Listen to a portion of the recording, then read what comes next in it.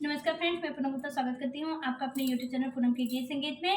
ये नाचपल का बहुत ही प्यारा सा गीत है, कैसा लगेगा कमेंट में जरूर बताइएगा। जाए नाही देव कोयल रिया